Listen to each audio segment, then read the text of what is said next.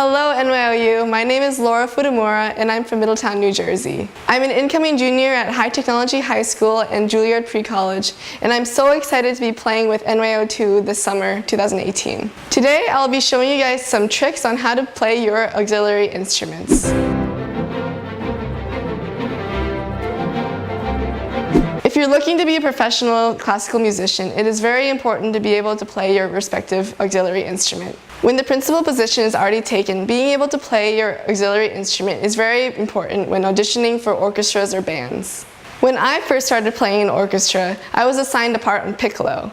When I found out, I immediately freaked out. All of a sudden, I had to play a new instrument in front of the whole orchestra. So I borrowed a piccolo from my middle school band director and I went to work. When I first started, it was a big mess, but as I continued to practice, I started to pick up on some tips and tricks on how to develop my skills. I'll be sharing some of these tricks with you today. Tip number 1, find an auxiliary instrument. I was lucky enough to have a generous school band director to lend me a piccolo. But for you guys, if you have any local music shops, you can go there and ask them. They'll be happy to help you. I would recommend renting before buying because you do not know which instrument will fit you best. Tip number 2, research the differences between your main instrument and your auxiliary instrument.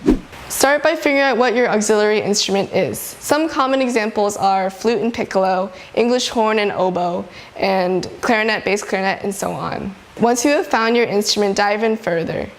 Even though they may be in the same family, they have very different roles in group ensembles, and that'll make a huge difference when practicing. Both instruments will have different challenges that come with them. First, find a fingering chart and look for any differences. Listen to orchestra or chamber groups that involve your instrument. What kind of mood does the composer use your instrument for? Look at what the instrument looks like. Does your instrument need any different mouthpieces or reeds? Doing this kind of research will help familiarize yourself with your new instrument. Tip number 3, practice switching between your two instruments. Since each instrument is slightly different embouchures will be used. In orchestra, you may need to switch between your two instruments, which may be very difficult in the beginning. So it is very important to practice those micro changes in your embouchure in order to ensure that you're always on your A game. Just remember, when practicing, always make sure to keep your embouchure flexible. Tip number 4, develop your tone.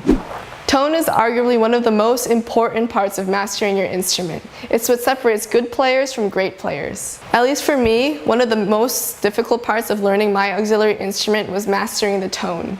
As I said before, the different instruments will have different embouchures, which can take some getting used to. There are many different ways you can use to develop your tone. There's actually some NYOU videos on this. You can click the description below to find links. Today, I will touch upon my 2 favorite ones. The first one is long tones. This is one of my favorite ways to develop my tone. Disclaimer, if you're playing piccolo, make sure to put in earplugs because you want to protect your hearing as a musician. Begin by holding out a note in the middle register of your instrument. Try to focus on creating the best sound possible by moving your embouchure ever so slightly. Once you're satisfied, move down a half step and focus on making the new note as beautiful as possible. Continue this throughout the whole range of your instrument.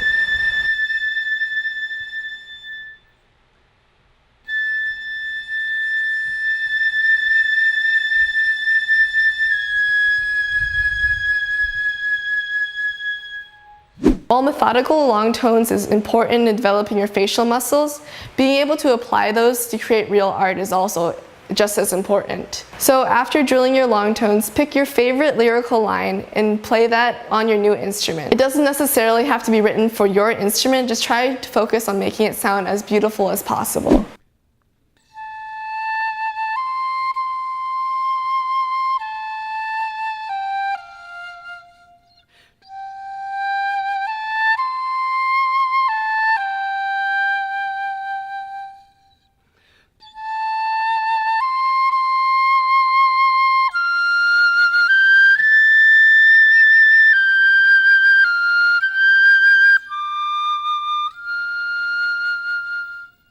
If the melody doesn't cover your whole instrument's range, try taking it up or down an octave. This kind of practice is not only enjoyable, but it does wonders for your tone quality. You will take the skills that you have drilled and apply them to real music to create real art. So here's a quick recap.